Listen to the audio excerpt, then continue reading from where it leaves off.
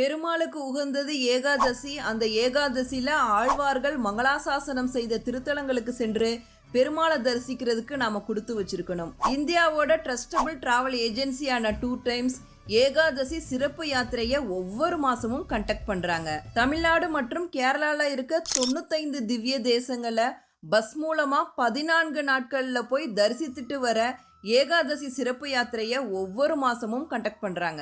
இந்த யாத்திரால என்னென்ன ஃபெசிலிட்டிஸ் இருக்குன்னா, 14 டேஸ் நீங்க பஸ் மூலமா போறப்ப டயர்ட் ஆகாம இருக்கிறதுக்காக நல்ல லக்ஸூரியஸான ஏசி டீலக்ஸ் பஸ்ஸை அரேஞ்ச் பண்றாங்க. ஒவ்வொரு திவ்ய தேசம் தரிசனம் முடிஞ்சதும் ஏசி ரூம்ல அக்கமடேஷன்.